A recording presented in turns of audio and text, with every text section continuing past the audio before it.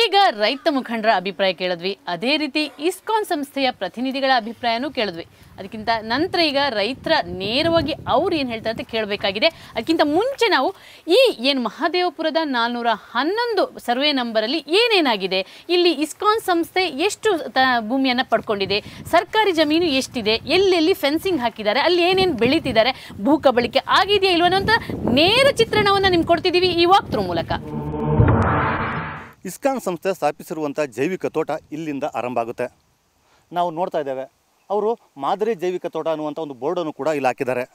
ಅದರ ಜೊತೆಗೆ 100 ಎಕರೆಯಲ್ಲಿ ಈ ರೀತಿ ಕಲ್ಲಿನ ಚಪ್ಪಡಿಯಲ್ಲಿ ಕಾಂಪೌಂಡನ್ನು ಕೂಡ ಹಾಕ್ಕೊಂಡಿದ್ದಾರೆ.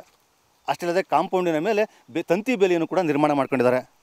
ವಾಸ್ತವವಾಗಿ ಇದರ ಒಳಗಡೆ ಏನಿದೆ, ಯಾವ ರೀತಿಯೆಲ್ಲ ಅತಿಕ್ರಮ ಇದೆ ಅನ್ನೋದನ್ನು ಅಲ್ಲೇ ಹೋಗಿ ನೋಡೋಣ. 100 ಎಕರೆಯಲ್ಲಿ ಸ್ಥಾಪಿಸಿರುವಂಥ ಈ ಜೈವಿಕ ತೋಟಕ್ಕೆ ಪ್ರವೇಶ ಮಾಡೋದಕ್ಕೆ ಇದು ಮುಖ್ಯ ದ್ವಾರ ಆಗಿದೆ. ನಾವು ಈ ತೋಟದೊಳಗೆ ಪ್ರವೇಶ ಮಾಡ್ತಿದ್ದಂಗೆ ಭಾಳಷ್ಟು ವೈವಿಧ್ಯಮಯವಾದಂತಹ ಗಿಡಗಳು, ಮರಗಳನ್ನು ನಾವು ಕಾಣ್ಬೋದಾಗಿದೆ. ಆದರೆ ಇಲ್ಲೊಂದು ಮುಖ್ಯವಾದಂಥ ಅಂಶ ಅಂತಂದರೆ, ಈ ಇಸ್ಕಾನ್ ಸಂಸ್ಥೆ ಇಲ್ಲಿ ಖರೀದಿ ಮಾಡಿರುವಂಥದ್ದು ಕೇವಲ 77 ಎಕರೆ ಮಾತ್ರ. ಆದರೆ ನಾವು ಕಣ್ಣಾರೆ ನೋಡುವಂಥದ್ದು 100 ಎಕರೆ ಇದೆ. ಅದು ಹೇಗೆ ಬಂತು ಅನ್ನುವಂಥದ್ದನ್ನು ನೋಡೋದಾದರೆ, ಇಲ್ಲಿ ರೈತರ ಜಮೀನು ಕೂಡ ಇದೆ, ಅಷ್ಟೇ ಅಲ್ಲದೆ ಸರ್ಕಾರಿ ಜಮೀನು ಕೂಡ ಇದೆ. ಈ ಎಲ್ಲವನ್ನೂ ಸೇರಿಕೊಂಡು ಅವರು ಈ ರೀತಿ ಕಾಂಪೌಂಡನ್ನು ನಿರ್ಮಾಣ ಮಾಡ್ಕೊಂಡಿದ್ದಾರೆ. ಅದು ಹೇಗಿದೆ, ಒಳಗಡೆ ಆ ಅತಿಕ್ರಮಣ ಹೇಗಿದೆ ಅನ್ನೋಂಥದ್ದನ್ನು ಇನ್ನೂ ಕೂಡ ನೋಡ್ಬೋದಾಗಿದೆ. ನಾವು ಹೊರಭಾಗದಲ್ಲಿ ಬೃಹತ್ ಪ್ರಮಾಣದಲ್ಲಿ ಕಾಂಪೌಂಡನ್ನು ನಿರ್ಮಾಣ ಮಾಡಿಕೊಂಡಿದ್ರೆ, ಒಳ ಬರುತ್ತಿದ್ದಂತೆ ಸುಮಾರು 60ಕ್ಕೂ ಹೆಚ್ಚು ಎಕರೆಯಲ್ಲಿ ಇಲ್ಲಿ ಸರ್ಕಾರಿ ಭೂಮಿ ಇದೆ. ಆ ಸರ್ಕಾರಿ ಭೂಮಿಗೂ ಕೂಡ ತಂತಿ ಬೇಲಿಯನ್ನು ಹಾಕಿ ಅತಿಕ್ರಮಣ ಮಾಡ್ಕೊಳ್ಳಲಾಗಿದೆ. ಆ ಸರ್ಕಾರಿ ಭೂಮಿಯಲ್ಲಿ ಈ ರೀತಿ ಕೆರೆಗಳಿದ್ದಾವೆ, ಕಟ್ಟೆಗಳಿದ್ದಾವೆ, ಮತ್ತು ಸಾರ್ವಜನಿಕರು ತಿರುಗಾಡುವಂಥ ರಸ್ತೆಗಳು ಕೂಡ ಇದೆ. ಅಷ್ಟೇ ಅಲ್ಲದೆ ಪಕ್ಕದಲ್ಲೇ ಕೂಡ ಕಾವೇರಿ ನದಿ ಇದ್ದು, ಕಾವೇರಿ ನದಿ ಪ್ರದೇಶಕ್ಕೆ ಬರ್ತಕ್ಕಂಥ ಸುಮಾರು 3.5 ಎಕರೆಯಷ್ಟು ಜಮೀನನ್ನು ಕೂಡ ಆಕ್ರಮಣ ಮಾಡಿಕೊಳ್ಳಲಾಗಿದೆ. ಈ ರೀತಿ ಅತಿಕ್ರಮಣ ಮಾಡಿಕೊಂಡಿರುವಂಥದ್ದು ಈಗ ಮುಖ್ಯವಾಗಿ ಚರ್ಚೆಗೆ ಗ್ರಾಸ ಆಗ್ತಾಯಿದೆ. ಈ ರೀತಿ ಅತಿಕ್ರಮಣ ಮಾಡಿಕೊಂಡಿರುವಂಥ ಜಾಗದಲ್ಲಿ ಅನಧಿಕೃತವಾಗಿ ಕಟ್ಟಡಗಳನ್ನು ಕೂಡ ನಿರ್ಮಾಣ ಮಾಡಲಾಗಿದೆ. ಇಲ್ಲಿ ನಿರ್ಮಾಣ ಮಾಡಿರ್ತಕ್ಕಂಥ ಕಟ್ಟಡಗಳಿಗೆ ಯಾವುದೇ ರೀತಿಯ ಅನುಮತಿ ಇಲ್ಲ, ಮತ್ತು ಇಲ್ಲಿರ್ತಕ್ಕಂಥ ಒಟ್ಟಾರೆ ಜಮೀನಿಗೆ ಯಾವುದೇ ರೀತಿಯ ಅಲಿಲೇಷನ್ ಕೂಡ ಆಗಿಲ್ಲ. ಇದು ಈ ರೀತಿಯಾಗಿ ಇಸ್ಕಾನ್ನ ಭೂದಾಹಕ್ಕೆ ಪ್ರಮುಖವಾದಂಥ ಕಾರಣ ಅಂತ ಹೇಳ್ಬೋದಾಗಿದೆ. ಈ ರೀತಿಯಾಗಿ ಕಲ್ಲಿನ ಕಾಂಪೌಂಡಿಂದ ನಿರ್ಮಾಣಗೊಂಡಿರ್ತಕ್ಕಂಥ ಈ ಚಕ್ರವ್ಯೂಹದ ಒಳಗೆ ರೈತರಿಗೂ ಸೇರಿದಂಥ ಭಾಳಷ್ಟು ಜಮೀನುಗಳಿದ್ದಾವೆ.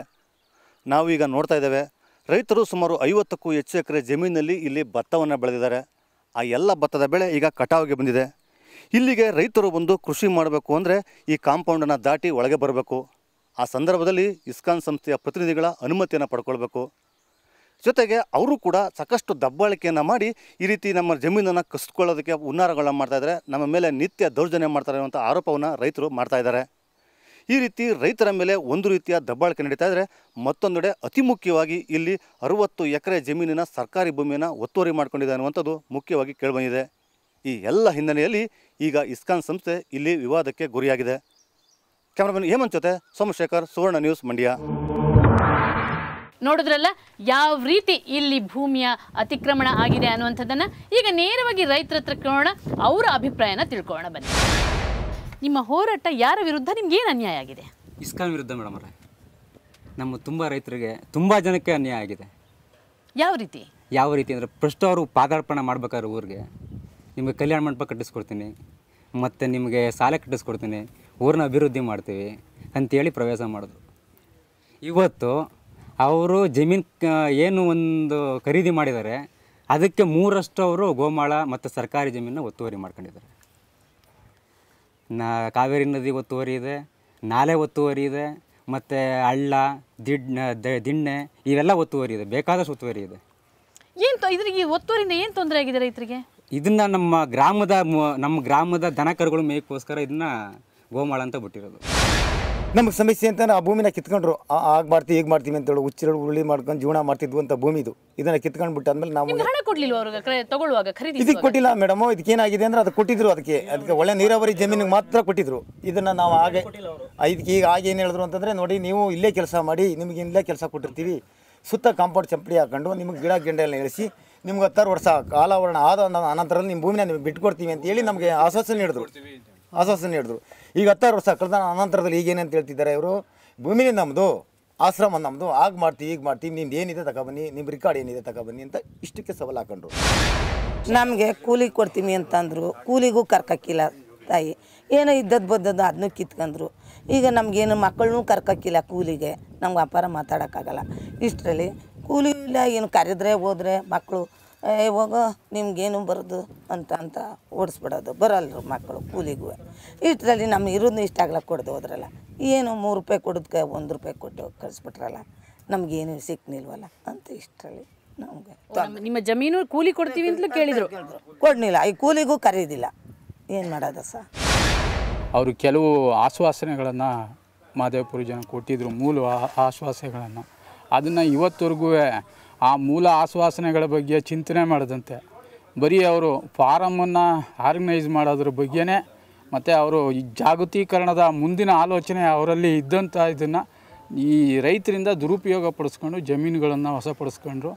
ಮತ್ತು ಇಲ್ಲಿ ಸ್ಥಳೀಯವಾಗಿ ಅವರು ನಮಗೆಲ್ಲ ಹೇಳಿದ್ದು ಶಿಕ್ಷಣ ಸಂಸ್ಥೆಗಳನ್ನು ಹುಟ್ಟಾಕ್ತೀವಿ ಅಂಥೇಳಿ, ಮತ್ತು ಇಲ್ಲಿ ರೈತರಿಗೆ ಭೂಮಿ ಕಳ್ಕೊಂಡ ರೈತರುಗಳಿಗೆ ಕೆಲಸಗಳು ಕೊಡ್ತೀವಿ, ಅಭಿವೃದ್ಧಿ ಮಾಡ್ತೀವಿ, ಈಗ ಆರ್ಗ್ಯಾನಿಕ್ ಫಾರಮ್ ಮಾಡ್ತೀವಿ ಅಂತ ಹೇಳಿದ್ರಲ್ಲ, ಅದನ್ನು ಸಹ ಮಾಡೋವಾಗಲೂ ಈಗ ಇಲ್ಲಿವರೆಗೂ ರೈತರುಗಳನ್ನು ಕೆಲವೇ ಜನನ ಮಾತ್ರ ಕರ್ಕೊಳ್ತಾ ಇದ್ರು. ತರಬೇತಿನೂ ಅಲ್ವೇ ಅಲ್ಲ, ಕೂಲಿ ಕರ್ಕೊತಾ ಇದ್ರು. ಆ ಕೂಲಿನ ಇವತ್ತವರೆಗೂ ನಿಲ್ಲಿಸಿದ್ದಾರೆ. ಇಲ್ಲಿ ಯಾವುದೇ ಆದಂಥ ಇಲ್ಲಿ ಒಳ್ಳೆ ಕೆಲಸಗಳು ನಡೀತಿಲ್ಲ. ನಿಮಗೆ ವೃದ್ಧಾಪ್ಯ ಯೋಜನೆ ಮಾಡ್ತೀವಿ, ಆಮೇಲೆ ನಿಮ್ಮ ಮಕ್ಕಳಿಗೆ ಸ್ಕೂಲು ಕಟ್ಟಿ ನಿಮಗೆ ವಿದ್ಯಾಭ್ಯಾಸ ಮಾಡ್ತೀವಿ, ಆಮೇಲೆ ನಿಮ್ಗೆಲ್ಲ ಒಂದೊಂದು ಕೆಲಸ ಕೊಡಿಸ್ತೀವಿ ಭೂಮಿ ಹೋಗಿರೋರಿಗೆಲ್ಲ. ಆಮೇಲೆ ಒಂದು ನಿಮ್ಮ ಊರಿಗೆ ಒಳ್ಳೆ ಯೋಜನೆ ಮಾಡ್ತೀವಿ ಅಂತೆಲ್ಲ ಹೇಳಿ ನಮಗೆಲ್ಲ ಆಸೆ ಕೊಡಿಸಿ, ನಮಗೆ ಪುಕ್ಸಟ್ಟೆ ಭೂಮಿಯನ್ನು ಬಿಟ್ಬಿಡ್ಬೇಕು ಇವ್ರು ಆ ಯೋಜನೆ ಮಾಡೋದಕ್ಕೆ. ಆ ರೀತಿ ಮಾಡಿ ನಮಗೆ ಮೋಸ ಮಾಡಿ. ನಿಮ್ಗೆ ಎಷ್ಟು ನಿಮ್ಮ ಜಮೀನು ಎಷ್ಟಿತ್ತು, ಎಷ್ಟು ತಗೊಂಡ್ರು? ನಮ್ಗೆ 2 ಎಕರೆ ಈರೊಳಗೆ ಜನ ಭಾರಿ ಸಂಕಷ್ಟದ್ದಾರೆ. ಮತ್ತು ಒತ್ತುವರಿ ಎಲ್ಲ ಪೂರ್ತಿ ಮಾಡ್ಕೊಂಡಿದ್ದಾರೆ. ದರ್ಖಾಸ್ತು ಜಮೀನು ಏನು ಅವರು ಅರ್ಜಿ ಕೊಟ್ಟಿದ್ರು ಆ ರೈತರಿಗೆ ಏನು ಕೊಡ್ತಾಯಿಲ್ಲ. ಇವರು ಪೂರ್ತಿ ಒತ್ತುವರಿ ಎಲ್ಲ ಅಪಾರ ಮಾಡ್ಕೊಂಡಿದ್ದಾರೆ ಎಲ್ಲ ಜಮೀನೆಲ್ಲ. ಈಗ ಇಲ್ಲಿ ಸಮಸ್ಯೆ ಏನಾಗಿದೆ ಅಂದರೆ, ಒಂದು ಕಾಲದಲ್ಲಿ ಜಮೀನ್ದಾರರಾಗಿದ್ದವರು ಈ ಸಂಸ್ಥೆಯ ನಾಯಿ ಸಾಕುವ ಕಾವಲ್ಗಾರನಾಗಿರುವಂಥ ಪರಿಸ್ಥಿತಿ ಕೂಡ ಇದೆ ಅನ್ನುವಂಥ ಆರೋಪ ರೈತರಲ್ಲಿದೆ. ಈಗ ಅದು ನಿಜಾನಾ ಅಲ್ವಾ? ಇದ್ರ ಬಗ್ಗೆ ಇನ್ನಷ್ಟು ಚರ್ಚೆ ಮಾಡೋಣ ಒಂದು ಸಣ್ಣ ಬ್ರೇಕ್ನ ನಂತರ.